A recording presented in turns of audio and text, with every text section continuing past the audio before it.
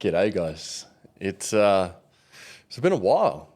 Welcome back to the New Dad Fitness podcast. Something that I've been sort of wanting to get started back up on for a little while. I'm gonna have another baby soon, so I thought it was about time to get restarted, get back into the New Dad Fitness podcast, and hopefully help some dads who are, wanting some advice on how to be a dad. Now, my name's Trent. I started this podcast a little while ago, but I am by no means in any way, shape, or form the most perfect dad, and I don't think anybody is. So this is just a podcast to talk about the things that are hard when you're a dad, and we're hopefully you guys can learn some stuff from me, and I can learn stuff from you guys too. So, fatherhood can be an incredibly rewarding experience, but also it comes with its fair share of challenges as well. So, let's explore some strategies on how to bounce back from life's inevitable curveballs. Okay, I'm going to be reading off my script that I've got here, just so I can keep flowing and making sure that it doesn't sound like shit.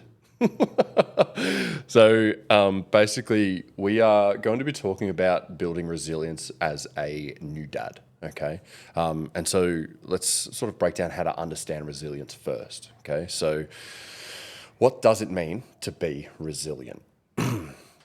It's the ability to adapt and to overcome new challenges, right? And so for new dads, it's finding ways to cope with sleep deprivation, endless amounts of nappy changes, and the constant juggle of responsibilities.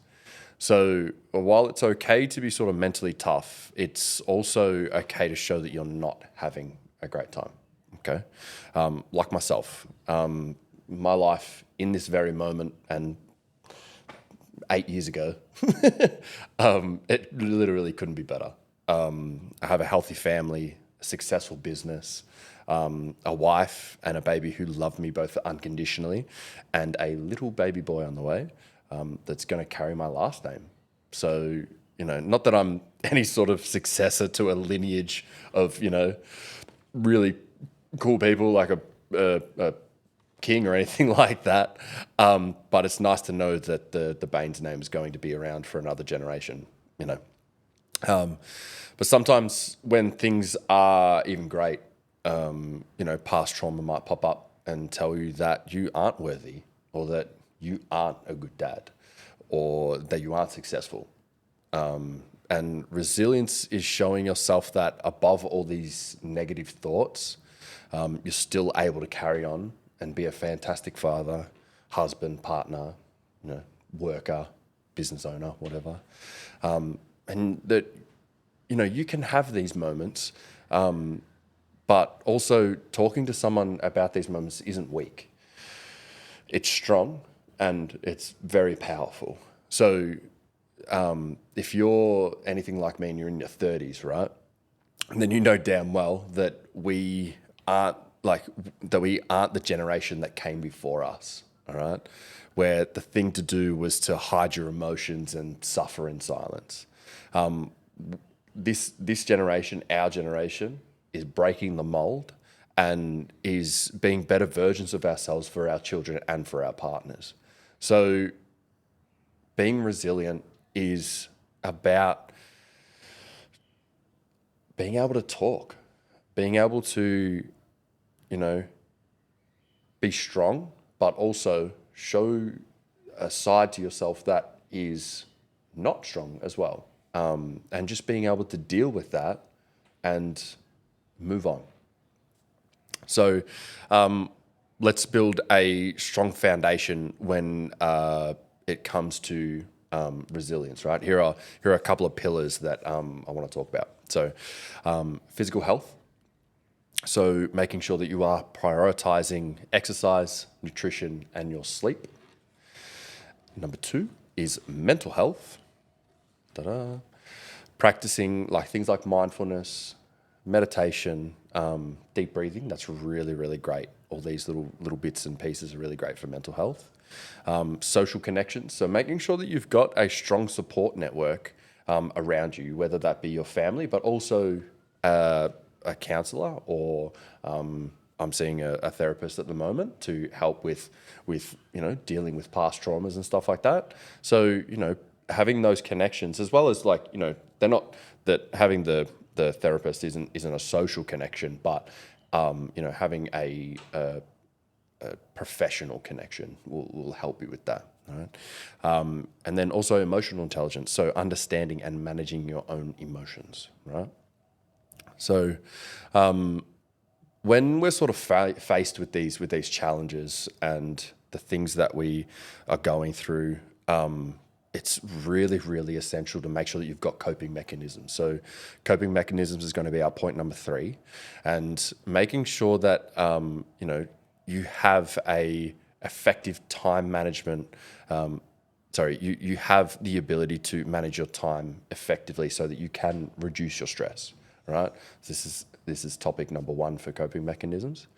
Topic number 2 is setting realistic expectations of yourself. So don't strive for perfection, which is, when I wrote that, it was like, are you going to say that? Because it's literally what you and your therapist talked about the other day.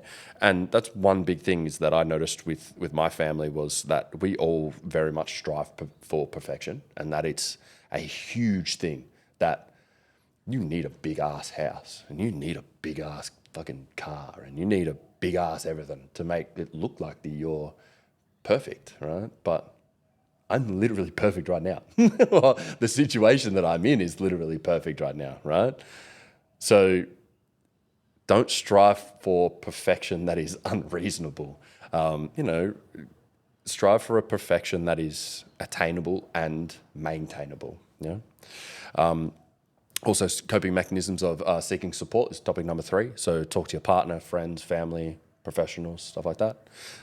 Self-care, make time for activities that you enjoy, whether that's lifting weights, going for a run, playing games, doing all that sort of cool stuff. That's really essential for coping. We're going to go deeper into a couple of these next ones, which is basically overcoming challenges. So, one, when it comes to being a dad, you guys all probably know that sleep deprivation is definitely a thing. Yeah, it's ridiculous, right? Make sure that you acknowledge the problem and emphasize that sleep deprivation is normal, but can be wildly tough, right?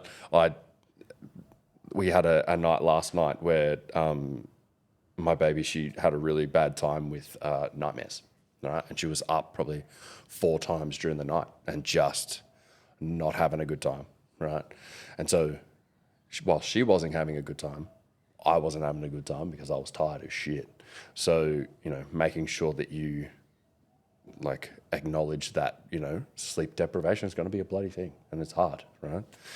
Prioritize your sleep. So making sure that you are able to nap when the baby sleeps, if you have that ability to, if you're a stay-at-home dad, or if you're anything like that, or, if you need that extra sleep and you just talk to your partner that you might need an extra hour or something like that, make trade-off shifts with your partner if necessary. Short bursts of sleep can provide a significant energy boost. Power nap. Make sure that you caffeinate wisely, right? Don't be drinking caffeine when you're in the middle of the night, trying to feed the kid a bottle, like baby's crying, right? Your wife's asleep or your partner's asleep. You're trying to feed this kid a bottle, right? And you're like, I'm not going to be able to hold my eyes open. I'll make a coffee whilst this kid has a bottle. It's dumb decision, right? Also, try not to take things like pre-workouts and stuff like that sort of past 3 p.m. That will more than likely mess up your sleep schedule for the evening sleep. So even 2 p.m. is probably wise too. You might be able to sort of get away with a black coffee after 3 o'clock, but try not to have too much caffeine, or else it'll just mess you up. Right. And make sure that you've obviously got a support network that can help you, right? So remind yourself that you're not alone, right? remind yourself that you're not alone, and use other people that are experiencing the same thing as you, to seek help, right? Family, friends, professionals, things like that, okay? Overcoming challenges. Another topic is feeling overwhelmed, right? So breaking it down, right? Break it right down and I'm suggesting to you guys, like, create a daily or weekly schedule to manage your tasks, whether that be, some of your tasks might just be to do the washing, clean the floors, right? You can, if you have the ability to afford something that can help you do that, then maybe hire one of those robot vacuums that can help you to help make sure that your floors are clean, and just those little bits and pieces like that can really, really help. Make sure that you set really realistic expectations of yourself, and that obviously, like I said, perfection is pretty much unattainable, right? And to focus on your progress rather than perfection, right? Focus on where you are now, and be like, far out, I've come a long way since 6 months ago when I was struggling big time. Acknowledge that and be happy about that. Obviously, like I just said, with breaking it down, delegate your tasks. If you're able to, shift tasks between people, or if your family members or something like that are offering to maybe have your baby overnight, or if they are offering to come and help you do some washing, clean the house, something like that, take them up on that opportunity. Self-compassion. So be kind to yourself. As hard as it can be to not be kind to yourself, make sure that you listen to yourself and tell yourself that you're doing a great job, because you fucking most likely are, right? You most likely are being kind to yourself, okay? Or you most likely aren't being kind to yourself, so you should be kind to yourself. There's obviously going to be some relationship challenges when it comes to, being a new dad and all that sort of stuff. That's my dogs. So stress the importance of being, you guys need to understand the importance of being honest and having open conversations with your partner, so that you guys don't get lost, right? You can get lost in sort of what the baby does, and it's just all about the baby, and, you guys don't have that time to talk. So make sure that you're open and that you talk to each other about the problems that you are both experiencing, right? Because, two heads are better than one when tackling a situation, yeah? So make sure that you try and set some quality time for you and your partner, whether that be going out for dinner or, once the baby's down, grabbing a bowl of popcorn, sitting on the couch and just relaxing, maybe have a Bailey's on ice or something like that. Something nice and spiffy, Get the Aldi version, it's way better, right? And like I said, date nights, stuff like that, right? And obviously seek professional help if you need it, right? If you need professional help and you're finding that you are struggling, then a professional will help you a lot more than what friends and family can, because they have a bias about you. Having that ability to talk to someone who does not know you from a bar of soap, and they have the expertise to help you, then try that with them. Yeah. So that's pretty much the end of the building the resilience part, right? And sort of talking about coping mechanisms and how to overcome challenges and stuff like that. But we're going to actually go into a quick little workout that you guys might like to utilize for yourselves, because obviously I'm a trainer. I do all this sort of cool stuff. I've been training for 8 years, coach for 8 years, right? So I can teach you a thing or two when it comes to growing your chest, right? Which is what we're going to go through today. So let's break down a push workout that will get you to get that upper shelf on your chest, where you can just sort of rest your baby on your shelf like that, and they can just sit there and just relax. My dog's probably going to bark again because he wants to eat my chickens. Maximus. So our first exercise is an incline Smith machine bench press. I found that I get a really great squeeze in this movement and really, really great activation at the top of the movement. Huge stretch at the bottom. And you can really manipulate this with your hand placement to attack your pecs as hard as you possibly can, right? So do about 3 sets. 6 to 10 reps, right, at a RAR of about 2 to 3, right? Because you have the little spotting arms on a Smith machine, you should be able to get that done and get very, very close to failure without actually killing yourself, right? Incline dumbbell overhead press. So slightly bring the bench down a little bit, right? And as you press over your head, you're going to be finding that you can get your arms tucked in nice and low, which will activate those triceps and really get a great stretch in that front delt, right? Big push up and over the head.